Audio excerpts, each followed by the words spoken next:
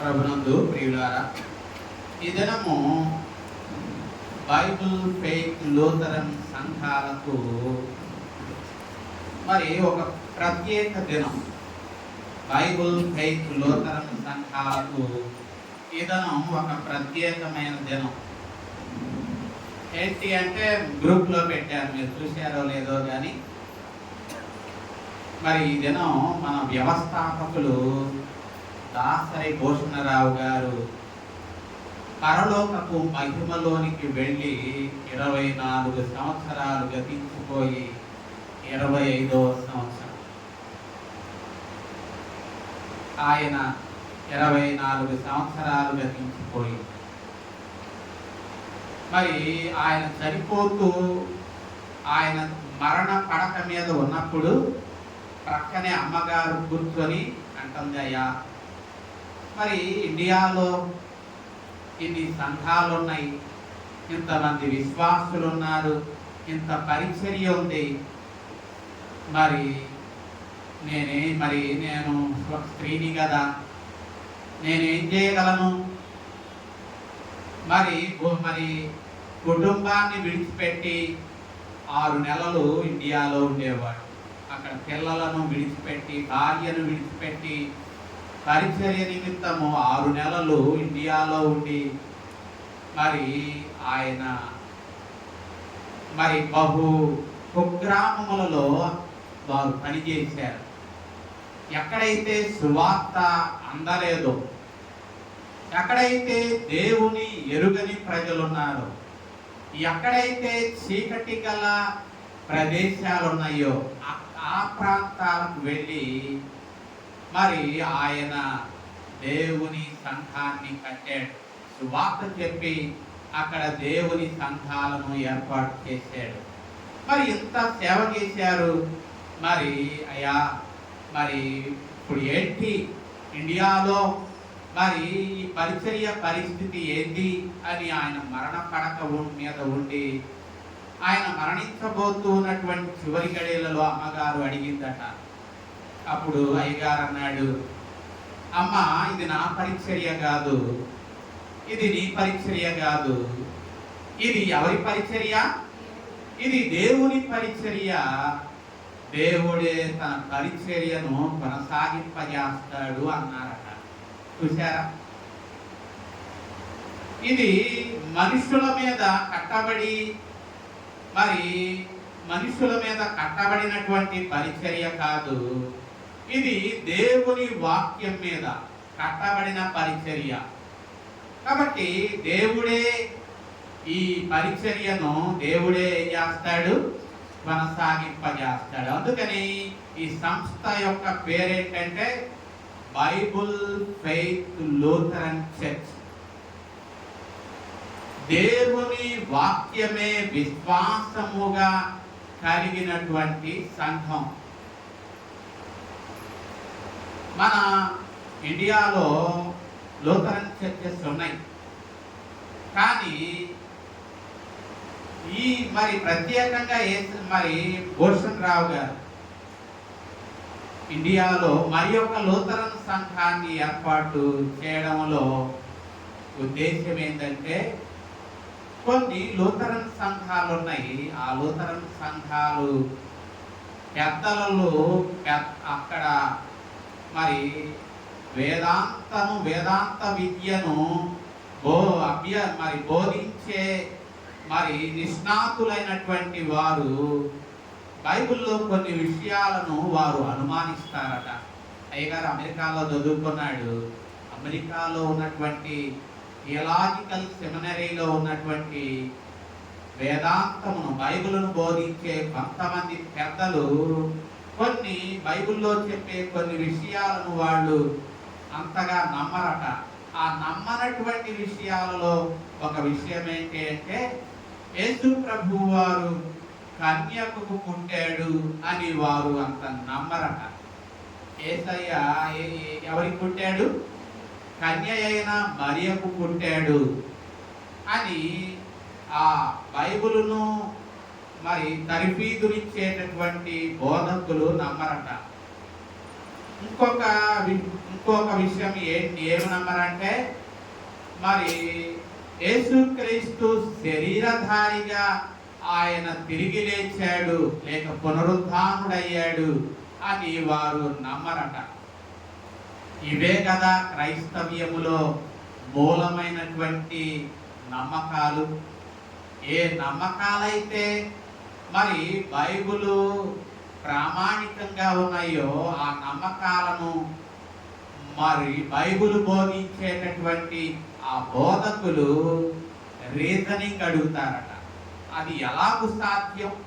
కన్యక మరి గర్భము ధరించి కుమారుణ్ణి కనడం అది ఎలాగూ సాధ్యము అని వారు రీజనింగ్ చేస్తారట. ఇంకొకటి, ఆయన సశరీరుడుగా మృతుడైనటువంటి యేసుక్రీస్తు శరీరధారిగా ఎలాగూ ఆయన లేచాడు అని వారు రీజనింగ్ అడుగుతారట. కాబట్టి మరి భూషణ్ రావు గారు అక్కడ ఆ బైబిల్ కళాశాలలో హీబ్రూ గ్రీకు ఆయన బోధించేవాడు. అక్కడ పెద్దల యొక్క నమ్మకాన్ని ఆయన గుర్తెరిగాడు. వాళ్ళు అసలు ప్రాముఖ్యమైనటువంటి విషయాలను వాళ్ళు నమ్మరు. కాబట్టి కానీ లూథరన్ సంఘం మరి అలాగూ అపనమ్మకముతో ఉండకూడదు. లూథరన్ సంఘము దేవుని వాక్యము ఉన్నది ఉన్నట్లు ఏం చేయాలా? నమ్మాలి. యేసుక్రీస్తు ఆయన కన్యకకు పుట్టాడు అని నమ్మాలి. అది బైబిల్ చెప్తూ ఉంది. అది బైబిల్ ఏం చేస్తుంది? చెప్తూ ఉంది. కాబట్టి ఆయన కన్యకకి ఎలా పుట్టాడంటే అది దేవుని కార్యము. అది మనం గ్రహించినా గ్రహింపకున్నా అది మనం నమ్మవలసిందే. కాబట్టి ప్రభునందు ప్రియులారా, అది మనకు ఈ దేవుడు బోధిస్తూ ఉన్నాడు. దేవుని వాక్యము అది నమ్మాలి. దేవుని వాక్యము చెప్పినది మనము మన అవగాహనకు అది అందకపోయినా ఆ మాటలను మనం ఏం చేయాలి? నమ్మాలి. రెండవది, యేసుక్రీస్తు శరీరధారిగా తిరిగి లేచాడు. ఈ రెండు ప్రాముఖ్యమైన విషయాలు మనం నమ్మాలి. కాబట్టి అవి ఆయన ఎలా లేచాడు అని మనం రీజనింగ్ చేయకూడదు, మనం తర్కము చేయకూడదు, మనం నమ్మాలి. బైబిల్ ఏదైతే చెప్పిందో అది మనం నమ్మాలి. అందుకని ఒక దైవజనుడు అన్నాడు, ఒక దైవజనుడి మరి ఒక వ్యక్తి అడిగాడట, యోనా బక్సింగ్ ఆయన హెబ్రోను సహవాసాన్ని స్థాపించినటువంటి పెద్ద దైవజనుడు ఆయన పేరు బక్సింగ్ గారు. ఆ బక్సింగ్ గారిని ఒక వ్యక్తి అడిగాడట, యోనా తిమింగల గర్భములో 3 దినాలు ఉన్నాడు అని మీరు నమ్ముతూ ఉన్నారా అన్నాడట. ఏమన్నాడు? యోనా ఎన్ని దినాలు ఉన్నాడు? 3 దినాలు తిమింగళము యొక్క కడుపులో ఉన్నాడు అని మీరు నమ్ముతున్నారా అన్నాడట. అప్పుడు ఆ బక్సింగ్ గారు అన్నాడట, నేను నమ్ముతూ ఉన్నాను. ఇంకేమి నమ్ముతూ ఉన్నాను అంటే, ఒకవేళ బైబిలు యోనా కడుపులో తిమింగళము ఉంది అని బైబిల్ ఒకవేళ చెప్పి ఉన్నట్టయితే ఆ మాటలు కూడా నేనేం చేసేవాడిని? నమ్మేవాడిని అన్నాడట. అంటే దాని అర్థం ఏంటంటే, బక్సింగ్ గారు దేవుని మాటలు ఏదైతే చెప్తూ ఉన్నాయో అది మనం నమ్మవలసిందే, అపనమ్మకము ఎంత మాత్రము ఉండకూడదు అన్నాడట. నిజమే, ఆ దైవజనుడు చెప్పినట్టు భూషణ్ రావు గారు కూడా ఆయన దేవుడు ఏదైతే గ్రంథములో వ్రాయించాడో ఆ మాటలను నమ్మకము కలిగి ఈ సంఘాన్ని కట్టాడు. ఈ బైబిల్ ఫెయిత్ లూథరన్ సంఘాన్ని ఏర్పాటు చేయడానికి ఆంధ్రాలో, ఇండియాలో లూథరన్ సంఘాలు ఉన్నప్పటికీ ఆయన మరి ఒక లూథరన్ సంఘాన్ని కట్టడానికి ఈ విషయం కూడా అతన్ని ప్రేరేపించింది. దేవుని వాక్యము ఏదైతే చెప్తూ ఉందో ఆ మాటల మీద నమ్మకము కలిగి ఆయన ఈ బైబిల్ ఫెయిత్ లూథరన్ సంఘాన్ని ఏర్పాటు చేశాడు. కాబట్టి అందుకనే హెబ్రీ పత్రికలో మనం ఒక మాట చదువుకుంటే, హెబ్రీ పత్రిక మరి అక్కడ 11:4 ఒక మాట చదువుకుందామా ఒకసారి. మరి ఆదివారం అయ్యగారి జ్ఞాపకార్థం వచ్చింది కాబట్టి, ఆయన గురించి చెప్పుకునే సందర్భం వచ్చింది కాబట్టి నేను కొంచెము చెప్తూ ఉన్నా.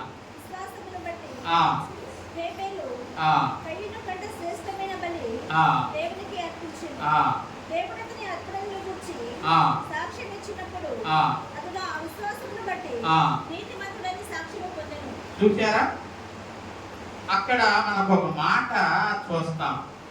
అతడు మృతి నొందియు ఆ విశ్వాసము ద్వారా ఏం చేస్తున్నాడట? మాట్లాడుతున్నాడు. అతడు మృతి నొందియు అతడు మృతి నొందియు 4వ వచనం చివరిలో ఆ మాట కనపడుతుంది. అతడు మృతి నొందియు ఆ విశ్వాసము ద్వారా ఏం చేయబడుతున్నాడు? మాట్లాడుతున్నాడు. దాసరి భూషణరావు గారు ఆయన పరలోకపు పిలుపును అందుకొని 24 సంవత్సరాలు అయిపోయింది. 25వ సంవత్సరం అయినప్పటికీ 25 సంవత్సరాలు అయినప్పటికీ ఆయనను గురించి దినం మనం ఎందుకు మాట్లాడుకుంటూ ఉన్నాము అంటే, అతడు మృతి నొందియు ఆ విశ్వాసము ద్వారా మాట్లాడుతున్నాడు. అతడు మృతి నొందాడు. 24 సంవత్సరాల క్రితం మృతి నొందాడు. అయినప్పటికీ ఆయన మృతి నొందియు ఏం చేస్తున్నాడు? ఆ విశ్వాసము ద్వారా మాట్లాడుతున్నాడు. భూషణరావు గారు మరి మనం చూస్తే ఆయన మరి చిన్న పిల్లలు, దాదాపు అంత పిల్లలను అమెరికా దేశంలో విడిచిపెట్టి మరి ఇండియాకు వచ్చి మారుమూల ప్రాంతాలలో ఆయన పరిచర్య చేశాడు. ఎంత మారుమూల ప్రాంతాలంటే, మేము ఆ ప్రాంతాలకు మొట్టమొదటిగా సేవకు పంపింపబడ్డాం. అయ్యగారు ఏం చేసేవాడంటే, ఒక సేవకుడిని సేవలోకి చేర్చుకున్నప్పుడు, పరిచర్యనికి పిలిచినప్పుడు ఆయన ఏం చేసేవాడంటే, ఆ ప్రాంతాలకు ఆ సేవకులను పంపించేవాడు. ఆయన ఎందుకు ఆ ప్రాంతాలకు పంపించేవాడంటే, మేము ఆ ప్రాంతాల్లో పరిచర్య చేసేటప్పుడు అక్కడికి వెళ్ళడానికి రోడ్డు మార్గం లేదు, బోటులో ప్రయాణం చేయాలి. నాగాలంకలో బోట్ ఎక్కితే ఆ గ్రామాలకు వెళ్ళాలంటే 2 గంటలు నీళ్ళల్లో ప్రయాణం చేయాలి. కృష్ణానదిలో ప్రయాణం చేసి వెళితే గాని ఆ ప్రాంతాలకు చేరలేము. మళ్ళా అక్కడ బోటు, అక్కడ లాంచీ దిగిన తర్వాత ఆ ఊర్లోకి వెళ్ళాలంటే రోడ్లు ఉండేవి కాదు. మరి చిన్న చిన్న గట్లు ఉండేవి, రొయ్యల చెరువులు. ఆ గట్ల మీద దారి తెన్ను లేని ఆ గట్ల మీద మోకాలి బురదలో నడుచుకుంటూ ఆ ఊరిలోకి వెళ్ళాలి. వర్షాలు వస్తే సరి అయిన రోడ్లు లేవు. ఆ రోజుల్లో కరెంటు లేదు. ఆ రోజుల్లో నీళ్ళ వసతి కూడా లేదు.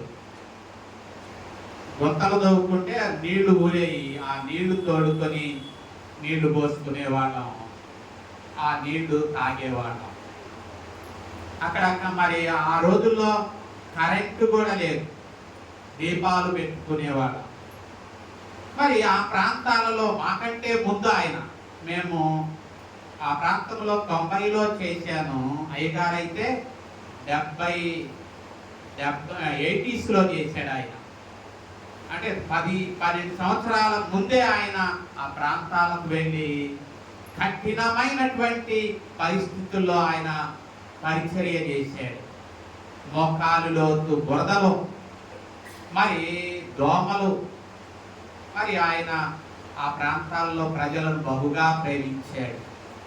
వాళ్ళు ఏది పెట్టినా తిన్నాడు. ఒకసారి వాళ్ళు మీటింగ్స్ జరుగుతున్నాయి, వాళ్ళు ప్రేమతో టిఫిన్ ఏర్పాటు చేశారు. పాపం వాళ్ళు మంచి మనసుతోనే టిఫిన్ వేశారు. అక్కడ ఒక చిన్న కొట్లో ఆ, ఇడ్లీ రవ్వ తెచ్చి ఆ ఇడ్లీ రవ్వతో ఇడ్లీలు వేశారు. మరి బహుశా ఆ ఇడ్లీ రవ్వ నెల ఉన్న ఇడ్లీ రవ్వ అట్టుకుంది. ఆ పాప వాళ్ళకి తెలియదు, వేశారు, మాకు పెట్టారు ప్రేమతో. మరి అవి నోట్లో పెట్టుకునేసరికి నెల ఉన్న ఇడ్లీ రవ్వ కదా, అదొక వాసన, ముక్కు వాసన. నేను ఒక ఇడ్లీ కష్టంగా తిన్నా, అయ్యగారు ఎదురుగా కూర్చున్నాం, కష్టంగా తిన్నాం. రెండో ఇడ్లీ కల్లాపోయా. ఆ తర్వాత నేను ఆ ఇడ్లీ ఇంకా రెండు ఇడ్లీ పడవేశాను, కానీ అయ్యగారు మాత్రం భలే ఉన్నాయమ్మా, ఇడ్లీలు భలే ఉన్నాయని అన్నాడు. మరి ఆయన అమెరికా దేశంలో మరి ఆయన మంచి ఇల్లుంది, ఆయనకి బిడ్డలున్నారు, మంచి ఆహారము, మంచి బురదగానటువంటి ప్రదేశము, అంత సౌకర్యవంతమైన ఆ దేశాన్ని విడిచిపెట్టి ఈ దేశానికి వచ్చి బురదలో నడుచుకుంటూ వారు రాత్రిపూట మీటింగ్లు పెడితే నొలక మంచం అయితే ఆ నొలక మంచం మీదే పడుకునేవాడు.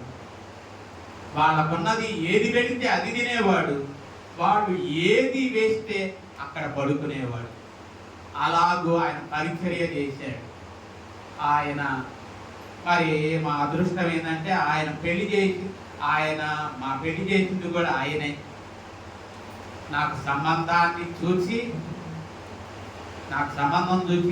ఆశ్రమ గారిని చూసి, మాకు తల్లిదండ్రులు లేరు కదా, మాకు తల్లిదండ్రులుగా నిలబడి ఆయనే అయ్యగారు భూషణరావు గారు, దేవకరణమ్మ, వారు నాకు ఆత్మీయ తల్లిదండ్రులుగా ఉండి వాళ్ళు మాకు వివాహాన్ని చేశారు. కాబట్టి వాళ్ళు చేతుల ద్వారా మేము మా వివాహం జరపబడడం అనేది, ఆ గొప్ప దైవజనుల ద్వారా వివాహం చేయబడడం అనేది దేవుడు మాకు ఇచ్చిన ఆశీర్వాదం, దేవుడు మాకు ఇచ్చిన భాగ్యం. మరి ఆయన వృద్ధి నొంది కూడా ఆయన ఈనాటికి కూడా నేను ఎప్పుడూ కూడా ఆయన్ను జ్ఞాపకం చేసుకుంటూ ఉంటా. ఆయన అంత విలాసవంతమైన జీవితాన్ని విడిచిపెట్టి మరి ఇండియాకు వచ్చి బహు గ్రామములలో పరిచర్య చేసి సంఘాలను ఏర్పాటు చేశాడు. ఆనాడు చిన్న సంఘాలు పూరి ఇళ్లలో చర్చస్ ఉండేవి. ఈనాడు పెద్ద పెద్ద భవంతులు అయిన ఈనాడు వందల మంది విశ్వాసులతో సంఘాలు ఆ ప్రాంతంలో ఉన్నాయి. ఇక్కడ కూడా ఆయన వచ్చారు కదా, కొంతమందికి తెలుసు. భూషణరావు గారు ఎరిగినటువంటి కొంతమంది ఇక్కడ ఉన్నారు. నేను అనుకుంటా ధర్మారావు గారికి తెలుసు, మురళి గారికి తెలుసు, సత్యవతి గారికి తెలుసు. ఇంకా ఆయన్ను కన్నులతో చూసిన వారికి ఎవరు ఉన్నారండి? ఇంకా ఎవరున్నారా? సునీతమ్మ గారికి తెలుసు. మరి వాళ్ళు కొంతమంది ఇక్కడ ఉన్నారు.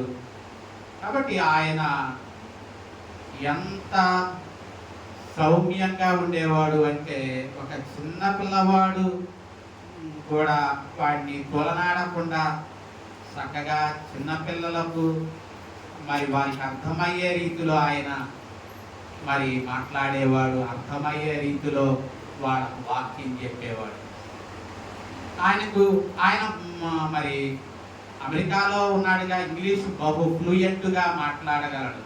అయినప్పటికీ ఆయన ఇండియాలోకి వచ్చిన తర్వాత ఆయన వాక్యం బోధించేటప్పుడు నేను ఆయన అన్ని సంవత్సరాలు గమనించా. ఆయన వాక్యం బోధించాడు, ఒక చిన్న మాట కూడా ఇంగ్లీష్ మాట ఉపయోగించడం. ఇంగ్లీష్ తెలియక కాదు, ఇంగ్లీష్లో ఆయన ప్రీచ్ చేస్తాడు.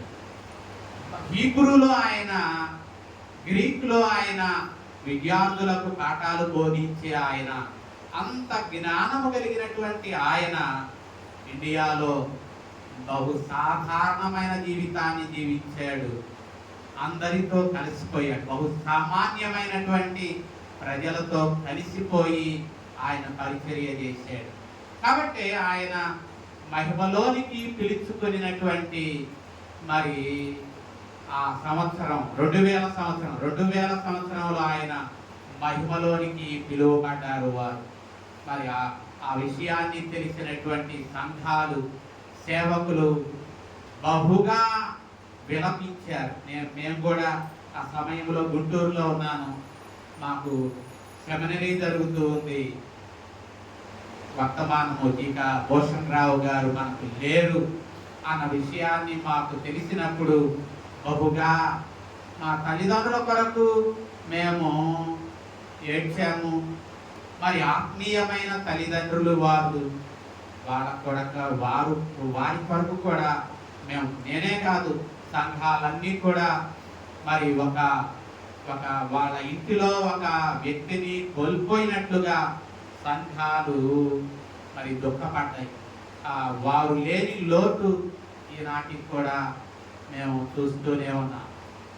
మరి వాళ్ళ వృత్తి నుండి కూడా వాళ్ళ విశ్వాసం ద్వారా ఈనాటికి కూడా సంఘాలతో మాట్లాడుతున్నారు, సేవకులతో మాట్లాడుతున్నారు. అందుకనే వాక్యములో ఉంది, నీతిమంతుల్ని జ్ఞాపకం చేసుకోవడం ఆశీర్వాదకరము అని. కాబట్టి ప్రభునందు ప్రియులారా, ఆ దైవజనుడు వృద్ధి నుండి కూడా 24 సంవత్సరాలు గతించిపోయి 25వ సంవత్సరం అయినప్పటికీ ఆయనను గురించి మనం మాట్లాడుకుంటున్నాము అంటే కారణం ఏంటంటే వారు దేవునిలో ఉన్న విశ్వాసము మరి అటువంటి అంత స్థిరమైనది, అంత బలమైనది. కాబట్టి మరి ఈ సంఘాన్ని ఆయన 25 సంవత్సరాలు గతించిపోయింది. ఆనాడు అమ్మగారు అన్నారు, అయ్యా ఈ పరిచర్య ఎలాగూ మరి రానున్న కాలంలో కొనసాగుద్దయ్యా అన్నారు. ఆయన గతించిపోయాడు. 25 సంవత్సరాలు గతించిపోయి ఈనాటికి కూడా ఈ పరిచర్య కొనసాగబడుతుంది. కారణం ఏంటి అంటే ఈ సంఘము దేని మీద కట్టబడింది? దేవుని మీద, దేవుని వాక్యం మీద కట్టబడింది. కాబట్టి ఈ పరిచర్య కొనసాగుతూ ఉంది. అదే మనుషుల మీద కట్టబడినట్టయితే ఈ పరిచర్య ఆయనతో పాటు ఏమయ్యేది? సమాధి చేయబడేది. కానీ ఈ పరిచర్య దేవుని మీద, దేవుని వాక్యం మీద కట్టబడింది కాబట్టి ఈనాటికి కూడా పరిచర్య కొనసాగుతూనే ఉంది. మరి అయ్యగారు అడిగే మరి అయ్యగారిని అమ్మగారు అడిగిందట, అయ్యా మన పిల్లలకి దేవుని మరి మీరైతే దేవుడు మీరు పరిచర్య చేస్తున్నారు, మరి మన పిల్లలు దేవుని పరిచర్య ఏం చేయటంలా? పరిచర్య చేయటంలా. మరి పిల్లలైనా మరి దేవుని పరిచర్య చేస్తే పిల్లలైనా కొనసాగింపజేసేవాళ్ళు, మరి మీరు ఎలాగూ ఈ పరిచర్య సాగుద్ది అని అన్నప్పుడు మరి ఈనాడు ఈ సంస్థను నడిపేవాళ్ళు ఎవరు? ఈ సంస్థను ఎవరు నడుపుతూ ఉన్నారు? వాళ్ళు సేవకులు కాదు. అయ్యగారి పిల్లలు సేవకులు కాదు, వాళ్ళు ఉద్యోగాలు చేసుకుంటున్నారు. కానీ ఈ సేవకు ఆర్థిక సహాయాన్ని చేస్తూ ఈ సేవను ముందుకు నడిపిస్తుంది ఎవరో తెలుసా? వాళ్ళే. డేవిడ్ గారు, మన మధ్యకు వాళ్ళు వచ్చారు కదా, డేవిడ్ గారు, పాల్ గారు, మరియు బుద్యమ్మ గారు, పేరు ఎస్తేరు మాధురి. మరి ఆ ఎస్తేరు మాధురి పేరునే మేము మా పాపకు కూడా పెట్టుకున్నాం. కాబట్టి ప్రభునందు ప్రియులారా, ఎందుకంటే మరి వాళ్ళు ఉద్యోగాలు చేసుకుంటూ వారు ఏం చేస్తున్నారు? లక్షలు, ప్రతి నెల లక్షల రూపాయలు ఇక్కడికి పంపిస్తూ వాళ్ళు ఈ పరిచర్యను ఏం చేస్తున్నారు? కొనసాగింపజేస్తున్నారు. గుంటూరులో స్కూల్ నడుపుతూ ఉంది వాళ్ళే. అక్కడ అనాథ పిల్లలకు ఒక హాస్టల్ ఉంది, దానిని నడిపిస్తూ ఉంది వాళ్ళే. అలాగే మరి 40 సంఘాలు సేవకులకు సపోర్ట్ ఇస్తూ ఈ సంఘాలలో ఉన్నటువంటి అవసరతలను తీరుస్తూ ప్రతి నెలకు కొన్ని లక్షల రూపాయలు మరి సేవ నిమిత్తము పంపిస్తూ ఈ సేవను ఏం చేస్తున్నారు? నడిపిస్తూ ఉన్నారు. కాబట్టి ప్రభునందు ప్రియులారా, వాళ్ళు ఒకవేళ సేవకులు కానప్పటికీ వాళ్ళు ఈ సేవను ఏం చేశారు? అయ్యగారు చనిపోయిన తర్వాత వాళ్ళు అడిగారు, మమ్మల్ని సేవకులను అడిగారు, అయ్యా మరి ఇప్పటి వరకు అయ్యగారు నడిపించారు, ఆ తరువాత కొంతమంది అమెరికన్స్ వచ్చారు, వాళ్ళు కొంతకాలం నడిపించారు, వాళ్ళు అన్నారు ఈ సేవ మాకిస్తే ఈ సేవను మేము నడిపిస్తాము అన్నారు. కానీ పిల్లలు ఇష్టపడలా. మా నాన్నగారు మమ్మల్ని విడిచిపెట్టి ఇండియాకు వెళ్ళి ఎంత కష్టపడి ఆయన పరిచర్య చేశాడు, కాబట్టి ఆ పరిచర్య మేము కష్టమైనప్పటికీ ఏం చేస్తాం, కొనసాగింపజేస్తాము అని చెప్పి వాళ్ళు ఆనాడు మాట ఇచ్చి ఈనాడు కూడా మాటను కొనసాగింపజేస్తున్నారు. ప్రతి నెల కొన్ని లక్షల రూపాయలు ఇండియాకు పంపిస్తూ ఈ పరిచర్య నిమిత్తము వాడి సేవను కొనసాగింపజేస్తున్నారు. కానీ ఎప్పుడన్నా వాళ్ళ ఉద్యోగాల్లో సెలవులు ఉన్నట్టయితే ఖాళీ చూసుకొని వచ్చి ఇక్కడ ఈ సేవను చూస్తున్నారు. ఎలా జరుగుతుంది సేవ, సంఘాలు ఎలా ఉన్నాయి అని చెప్పి మరి వాళ్ళు అహర్నిశాలు ఈ సేవల గురించి ఆలోచిస్తున్నారు. అమెరికాలో మరి కొంచెం ఖాళీ దొరుకుతో ఏం చేస్తారో తెలుసా? వీకెండ్స్ అంటారు. వాళ్ళు దూరదేశాలకు వెళ్ళి సరదాగా గడుపుతారు. వాళ్ళు సంపాదించిన డబ్బంతా వీకెండ్స్లో ఖర్చు పెట్టేసి సరదాగా గడుపుతారు. కానీ వాళ్ళు మన సంస్థ మరి భూషణరావు గారి పిల్లలు వాళ్ళు అమెరికాలో ఉన్నారు. అమెరికన్స్ అయినప్పటికీ వాళ్ళు ఖాళీగా ఉంటే ఎక్కడికైనా వెళ్ళి సరదాగా గడపచ్చు. కానీ వాళ్ళు ఖాళీగా ఉంటే వాళ్ళు ఇండియాకు వచ్చి ఏం చేస్తున్నారు? ఈ పరిచర్య కొనసాగింపజేస్తున్నారు. సంఘాల్లో ఏదే అవసరత ఉందో మరి చూసి గ్రహించి దాని కొరకు వాళ్ళు గుప్పిళ్ళు విప్పుతూ ఉన్నారు. కాబట్టి వాళ్ళ కొరకు మనం అనునిత్యము వాళ్ళకు మనం ఏమి ఇవ్వలేకపోయినా మనం ఏమి ఇవ్వగలం? ప్రార్థన. వాళ్ళ కొరకు ప్రతిరోజు మనం ప్రార్థన చేయాలి. వాళ్ళు కూడా మన నుండి కోరుకునేది ఏంటంటే ప్రార్థన సహకారాన్ని. అయ్యా మా కొరకు ప్రార్థన చేయండి అని చెప్పి వచ్చినప్పుడు మనకు చెప్తారు కదా, అయ్యా మా కొరకు మీరు ఏం చేయండి? ప్రార్థన చేయండి. వాళ్ళ తర్వాత ఇప్పుడు వాళ్ళ పిల్లలను ఇండియాకి తీసుకొస్తున్నారు. పిల్లలకు కూడా ఈ పరిచర్యను పరిచయం చేస్తున్నారు. ఎందుకంటే అయ్యా మా తరువాత ఈ పరిచర్యను కొనసాగింపజేసేది ఎవరు? మా పిల్లలే. కాబట్టి ఆ పిల్లలకు కూడా ఇండియాకు తీసుకొచ్చి ఈ సంఘాలకు తిప్పుతూ వాళ్ళకి పరిచర్యను పరిచయం చేస్తున్నారు. కాబట్టి పిల్లల కొరకు ప్రార్థన చేయండి. డేవిడ్ గారి కుటుంబం కొరకు, పాల్ గారి కుటుంబం కొరకు, మరి ఎస్టేరు మాధురి గారి కుటుంబం కొరకు ప్రార్థన చేయండి. వారు ఆయన రాకడ పర్యంతము ఈ పరిచర్యను నమ్మకంగా కొనసాగించాలి. మరి సేవకులు కూడా మరి సంఘాలు కూడా దేవుని మీద ఆనుకొని ఈ పరిచర్యను ఆయన రాకడ పర్యంతము కొనసాగింపజేయాలి. అది మీ అనుదిన ప్రార్థనల్లో వారి కొరకు ప్రార్థన చేయండి. కాబట్టి ఎందుకు ఈ మాటకి ఎందుకు ఎంతసేపు సమయం తీసుకున్నానంటే ఇవాళ ఆదివారం కాబట్టి 24 సంవత్సరాలు గతించిపోయి 25వ సంవత్సరం వచ్చింది కాబట్టి మరి ఆ నీతిమంతుడిని జ్ఞాపకం చేసుకోవడం మనకు ఆశీర్వాదం. కాబట్టి ఆయనను గురించి కొన్ని విషయాలు మనం చెప్పుకున్నాం. కాబట్టి ప్రభునందు ప్రియులారా, ఈ సమయంలో మనం కొద్దిసేపు వాక్యము అంతకంటే విలువైంది కదా, మరి వాక్యాన్ని కూడా చెప్పుకుందాం. ఈ దినం అంశం ఏంటి? ఈ దినము మార్కు సువార్త ఎన్నవ అధ్యాయం? 6వ అధ్యాయం. మార్కు సువార్త 6వ అధ్యాయంలో మరి ఈ దినం అంశము మనకు అక్కడ కనపడుద్ది కదా. ఏంటి ఈ దిన అంశము? కొంచెం సేపు ఏం చేయండి? 31వ వచనంలో ఆ మాట మనకు కనపడుద్ది. కొంచెము సేపు ఏం చేయండి? అలసట తీర్చుకొనండి. ఈ మాట ఎవరితో చెప్పారు?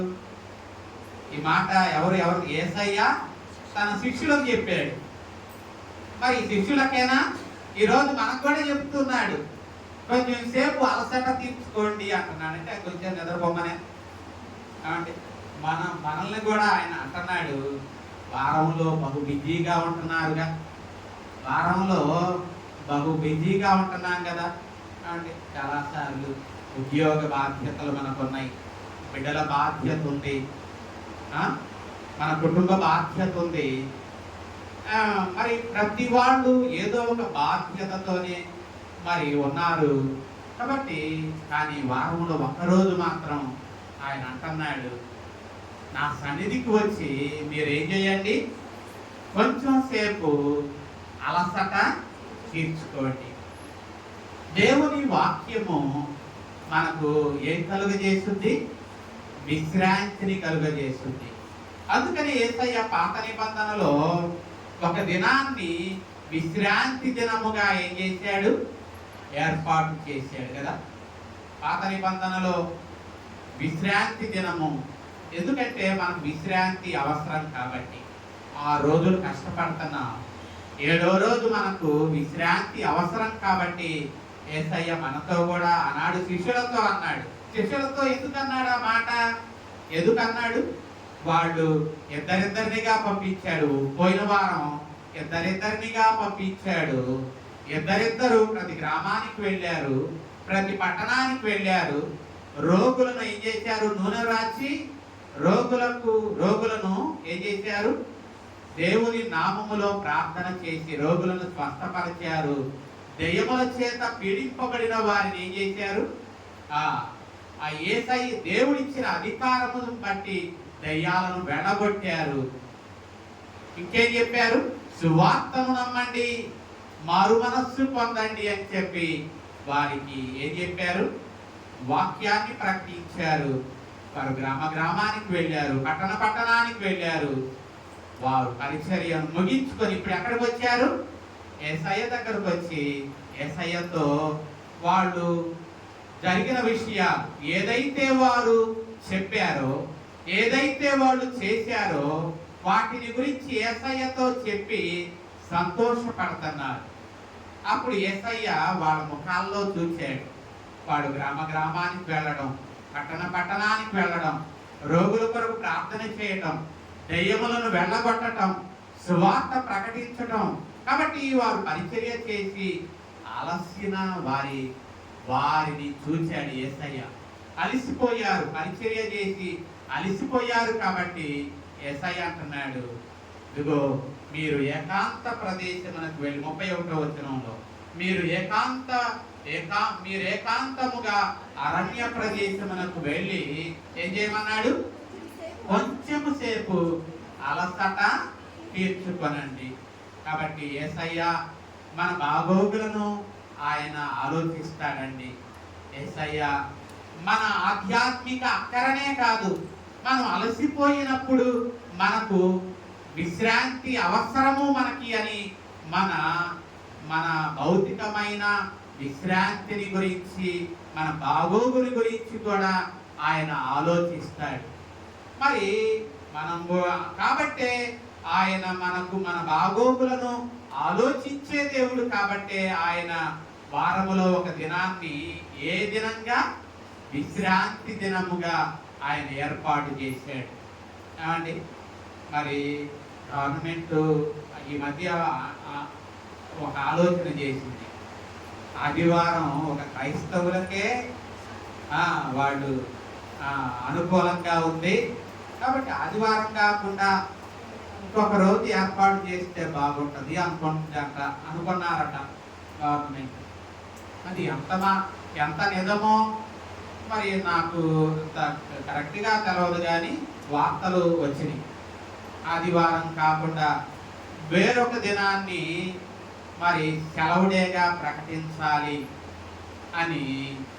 మరి ఒకవేళ రానున్న రోజుల్లో గవర్నమెంట్ ఆ తీర్మానం చేసింది అనుకోండి, అప్పుడు మనం ఏం చేద్దాం, ఆదివారం మీరు డ్యూటీకి వెళ్ళాలి, ఆదివారం మీకు డ్యూటీకి వెళ్ళాలి, ఆదివారం మీరు డ్యూటీకి వెళ్ళాలి, డ్యూటీస్కి వెళుతున్న వారు డ్యూటీస్కి వెళ్ళాలి, ఆదివారం మరి సెలవు దినముగా రద్దు చేసి ఇంకో రోజు ఏర్పాటు చేసింది అనుకోండి, అప్పుడు మనం ఏం చేద్దాం?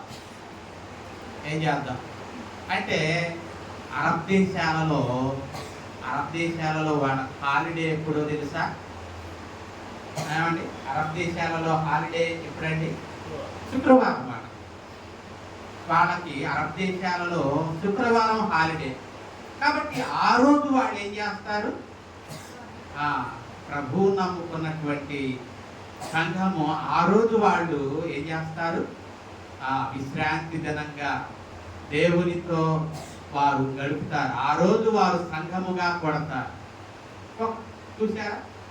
మనం ఆదివారం ఏ దినము మరి సంఘముగా కూడతాము, అది మరి అది మరి ఆదివారమే విశ్రాంతి దినము కాదు. ఒకవేళ ఆదివారాన్ని రద్దు చేసి శుక్రవారం ఏర్పాటు చేసింది అనుకో గవర్నమెంట్, మనం ఆ రోజు ఏం చేయొచ్చు? ప్రార్థన జరుపుకోవచ్చు. కాదు శుక్రవారం కాదు, బుధవారం ఏర్పాటు చేసింది అనుకో, బుధవారం ఏర్పాటు చేసుకోవచ్చు. మనం ఎప్పుడు ఏ రోజును ఆచరించామని కాదు, ఏదో ఒక రోజు వారంలో మనం దేవునికి సమయాన్ని ఏం చేయొచ్చు? కేటాయించవచ్చు. దానిని మనం దేవునితో మనం కొంత సమయాన్ని ఏం చేయొచ్చు? గడపచ్చు. కాబట్టి ఆయన సన్నిధిలో ఏముంది? నిజమైన సంతోషం.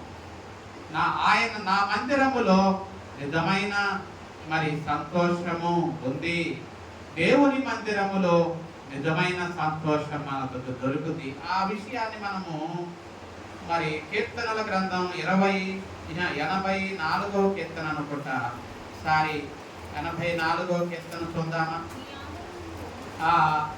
అక్కడ మనకు ఏం కనపడుద్ది? నా మందిరమునందు నివసించువారు ధన్యులు అన్న మాట మనకు కనపడుద్ది కదా. నా మందిరమునందు నివసించువారు ధన్యులు అన్న మాట మనకు అక్కడ కనపడుద్ది. అదే మరి ఇంకా క్రిందకు చూస్తే మరి 10వ చరణంలో నీ ఆవరణములో ఒక దినము గడుపుట 1000 దినముల కంటే శ్రేష్టము అన్న మాట మనకు కనబడుతూ ఉంది. కాబట్టి ప్రభునందు ప్రియులారా, మరి దేవుని సన్నిధిలో ఒక దినము గడపటం అనేది అది చాలా సంతోషదాయకమైనటువంటిది. మరి ఆయన సన్నిధిలో ఏముందట? ఆయన సన్నిధిలో మరి మనకు సంతోషము ఉంది అన్న మాట మనకు దేవుని వాక్యములోనే కనపడు. దేవుని సన్నిధిలో సంతోషము కలదు అన్న మాట మీరు ఎక్కడన్నా మాట కనపడిందండి? ఆయన సన్నిధిలో ఏముందట? సంపూర్ణమైన సంతోషము కలదు అన్న మాట మరి మనం దేవుని వాక్యములోనే మనం చూస్తాం. అందుకనే దావీదు కూడా ఏమన్నాడు అంటే 26వ కీర్తనలో 8వ చరణంలో, యెహోవా నీ నివాస మందిరమును నీ తేజో మహిమను నేనేం చేస్తున్నాను? ప్రేమిస్తూ ఉన్నాను అన్నాడు. కాబట్టి మరి ఇప్పుడు మనం 16వ కీర్తనలోనికి వెళితే అక్కడ మనకు కనపడుద్ది. 11వ చరణంలో 16-11లో మనకు ఆ మాట నీ సన్నిధిని ఏం కలదు? సంపూర్ణ సంతోషము కలదు. కాబట్టి దేవుని సన్నిధిలో మనకేముంది? సంపూర్ణ సంతోషం. కాబట్టి ప్రభునందు ప్రియులారా, ఒక సంపూర్ణమైన సంతోషమేనా దేవుని సన్నిధిలో? సంపూర్ణమైన సంతోషమే కాదు, దేవుని సన్నిధిలో నిజమైన విశ్రాంతి కూడా మనకుంది. ఎప్పుడు మనకు నిజమైన విశ్రాంతి అంటే, యేసయ్య ఒక మాట అంటాడు, ప్రయాసపడి భారము మోసుకుని, మత్తయి సువార్తలో మనకు ఆ మాట కనపడుతుంది కదా. ప్రయాసపడి భారము మోసుకొనుచున్న సమస్త జనులారా, మత్తయి సువార్త 11వ అధ్యాయం 28వ వచనంలో అక్కడ మనకు కనపడుతుంది కదా. ఏమని? ప్రయాసపడి భారము మోసుకొనుచున్న సమస్త జనులారా నా యొద్దకు రండి, నేను మీకేమిస్తానన్నాడు? నేను మీకు విశ్రాంతిని కలుగజేస్తాను. ఆనాడు శిష్యులను అన్నాడు, కొంచెం సేపు మీరు విశ్రాంతి తీసుకోనండి అన్నాడు ఆయన. ఈరోజు మనతో కూడా అంటున్నాడు ఆయన, కొంచెం సేపు మీరు విశ్రాంతి తీసుకోండి. ఏ రీతిగా ఆదివారం మనం 6 రోజులు మన మన మన జీవితంలో ఎంతో బిజీగా ఉంటాం. 7వ రోజు మనం కొంత సమయం దేవుని వాక్యంతో, ప్రార్థనతో, దేవుని సన్నిధిలో మనం గడపడం ద్వారా మనకు ఏం కలుగుద్ది? నిజమైన విశ్రాంతి. ఆ రీతిగా మనము యేసయ్య అంటాడు, మీరు కూడా నా సన్నిధిలో విశ్రాంతి పొందండి అంటాడు. ఏ రీతిగా? దేవుని వాక్యం చదువుకోవడం ద్వారా, ప్రార్థన చేసుకోవడం ద్వారా, దేవుని మాటలు తలంచుకోవడం ద్వారా. అంత మాత్రమే కాదు, ఇక్కడ మత్తయి సువార్త 11:28లో చెప్పినట్లు ఆయన మన పాపములను క్షమించటం ద్వారా, ఆయన మనకేమిస్తున్నాడు? నిజమైన విశ్రాంతిని ఇస్తున్నాడు. కాబట్టి ప్రభునందు ప్రియులారా, యేసయ్య ఈ దినం సువార్త పాఠం ద్వారా మనకి ఏం చెప్తూ ఉన్నాడంటే, కొంచెం నా సన్నిధిలో గడపండి, మీకు ఏ దొరుకుద్ది? నిజమైన విశ్రాంతి దొరుకుద్ది అన్నాడు. ఇంకా మనం చూస్తే ప్రియులారా, మరి మనం పత్రికా పాఠం చదువుకున్నాం కదా. పత్రికా పాఠం ఏ పాఠము? ఎఫెసీ పత్రిక 8వ అధ్యాయము 2వ అధ్యాయము మరి 13 నుండి 22 వచనాలు మనం చదువుకున్నాం. ఆ 13 నుండి 22 వచనాలలో మనకు ఏ కనపడుద్ది అంటే, యేసయ్య దూరస్థులమైన మనలను ఆయన ఏం చేశాడట?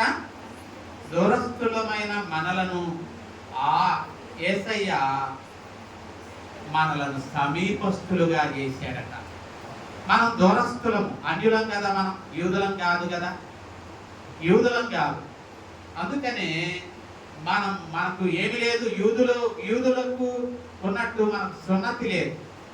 యూదులకు ఉన్నట్టు మనకేమి లేదు. వాగ్దాన నిబంధనలు లేవు. యూదులకు ఉన్నట్లు నిరీక్షణ లేదు.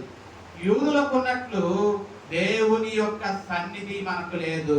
మందసము లేదు, ధర్మశాస్త్రము లేదు. మరి మనం దేవునికి నిజంగా దూరస్థులమే. అటువంటి దూరస్థులమైన మనలను యూదులతో సమాన వారసులుగా ఆయన మనలను చేశాడు. అదే విషయాన్ని మనం చూస్తాం కదా 13వ వచనంలో, మనకు దూరస్థులైన మీరు ఇప్పుడు క్రీస్తు యేసునందు క్రీస్తు రక్తము వలన మనం ఏమయ్యాం? సమీపస్థులమయ్యాం. ఏ రీతిగా చెప్తూ ఉన్నాడు. ఆ 14వ వచనం మధ్య భాగములో, ఆజ్ఞలు గల ధర్మశాస్త్రమును తన శరీరమందు కొట్టివేయటం చేత మధ్య గోడను ఏం చేశాడట? పడగొట్టి ఉభయులైన మనలను ఏం చేశాడు? ఏకం చేశాడు. ఉభయులు ఎవరు? ఉభయులు యూదులైన వారు, అన్యులైన మనలను. ఈ ఉభయులను ధర్మశాస్త్రం అనే అడ్డుగోడను ఆయన ఏం చేశాడు? పడగొట్టి యూదులతో సమాన వారసులుగా మనలను ఏం చేశాడు? సమాన వారసులుగా చేశాడు. ఇప్పుడు యూదులకు వాగ్దానాలు ఎలాగూ చెందినయో మనకు కూడా వాగ్దానాలు చెందుతాయి. యూదులకు ఏ రీతిగా దేవుని వాక్యము ఇవ్వబడిందో ఇప్పుడు కూడా మనకు, అన్యులమైన మనకు కూడా దేవుని వాక్యం ఇవ్వబడింది. యూదులకు దేవుని సన్నిధి ఉంది, అన్యులమైన మనకు కూడా ఇప్పుడు ఏముంది? దేవుని సన్నిధి ఉంది. మరి ఒకప్పుడు మనం దూరస్థలం నిజమే, కానీ ధర్మశాస్త్రం అనే ఆ అడ్డుగోడను ఆయన కూల్చివేసి దానిని నెరవేర్చి యూదులతో పాటు మనలను కూడా ఏం చేశాడు? సమాన వారసులను చేశాడు. ఎంత గొప్ప భాగ్యం! ఇప్పుడు యూదుడు అతిశయించాల్సిన పని లేదు, నీవు అన్యుడువు అని నీవు చింతించాల్సిన పని లేదు. కాబట్టి యూదుడైనా అన్యుడైనా యేసుక్రీస్తులో మనము ఏకమే. కాబట్టి మనకు ఇప్పుడు వాక్యం ఉంది, మనకు వాగ్దానాలు ఉన్నాయి, మనకు దేవుని సన్నిధి ఉంది. కాబట్టి ప్రభునందు ప్రియులారా, కాబట్టి 19వ వచనంలో అంటాడు, మీరిక మీదట పరజనులను పరదేశులై ఉండక పరిశుద్ధులతో ఏకపట్టణస్థులను దేవుని ఇంటి వారై ఉన్నారు. కాబట్టి ఇప్పుడు ఆ దేవుని ఇంటికి మూలరాయి ఎవరట? 20వ వచనంలో యేసుక్రీస్తే దేవుని ఇంటికి మూలరాయి. ఆయన మూలరాయి. అపోస్తులు ఏం చేశారు? ఆయనను మూలరాయిగా చేశారు. అపోస్తులు పునాదిని వేశారు. అపోస్తులు ఏం చేశారు? వాక్యము చేత స్థిరమైన పునాది వారు వేశారు. ఆ పునాది మీద ఇప్పుడు మనం ఏం చేయబడుతున్నాం? కట్టబడుతున్నాం. నీవు అపోస్తులు వేసిన పునాది మీద నీవు ఒక రాయిగా కట్టబడుతున్నావు. కాబట్టి మనం ఏం చేయాలి? మనము ఆయనలో 21వ వచనంలో ప్రతి వ్యక్తి కూడా ఆయనలో చక్కగా ఏం చేయబడాలి? అమర్చబడాలి, కట్టబడాలి. నీవు రాయి కట్టేవాడు రాయిని చక్కగా ఏం చేస్తాడు? మట్టపు గుండు పెట్టి కరెక్ట్గా ఉందో లేదో చూస్తాడు. అది కరెక్ట్గా ఉందో, వంకరగా టిక్కరగా ఉంటే వాడ ఏమవ్వదు, పడిపోద్ది. మనం కూడా ఒక రాయి, దేవుని మందిరములో ఒక రాయి. మనం రాయిగా ఉన్నటువంటి మనం కూడా చక్కగా మనం ఏం చేయబడాలి? అమర్చబడాలి. దేవుని మందిరములో రాయిగా చక్కగా అమర్చబడి మనము పరిశుద్ధమైన 21వ వచనంలో 2వ భాగంలో ప్రభువునందు పరిశుద్ధమైన దేవాలయమగుటకు వృద్ధి పొందుచున్నాము. కాబట్టి మనము ఆత్మమూలముగా 22వ వచనములో ఆత్మమూలముగా దేవుని నివాస స్థలమై ఉండుటకు మనం ఏం చేయబడుతున్నాం? కట్టబడుతున్నాం. కట్టబడే నీవు చక్కగా కట్టబడుతున్నావో, అమర్చబడ్డావో లేదో ఒకసారి చూసుకో. ఒకవేళ ఆయన కడుతున్నాడు, ఆ కట్టబడుతూ ఉన్న మరి ఆయన నిన్ను రాయిగా చేసుకున్నాడు. నీవు రాయిగా ఉన్న నీవు వంకర అటు ఇటు పోవడానికి వీల్లేదు. కట్టేవాడు ఆయన. నీవు రాయిగా ఉండాలి, చక్కగా అమర్చబడాలి. అటు ఇటు ఏమవ్వకూడదు, రాయి తొలగిపోకూడదు. చక్కగా అమర్చబడి దేవుని మందిరముగా మనము కట్టబడాలి, మనము వృద్ధి పొందాలి. కాబట్టి మన జీవితాలు మనము కట్టబడాలి, మన కుటుంబాలు కట్టబడాలి, మనము దేవుని మందిరముగా కట్టబడాలి. కాబట్టి ఆ రీతిగా దేవుని స్థిరమైన మందిరముగా మనము కట్టబడడానికి కృపగల దేవుడు సహాయము చేయునుగాక. ఆమె సమస్త జ్ఞానానికి మించిన దేవుని సమాధానము యేసుక్రీస్తు వలన మన హృదయములకును తలంపులకును కావలి ఉండి నడిపించునుగాక.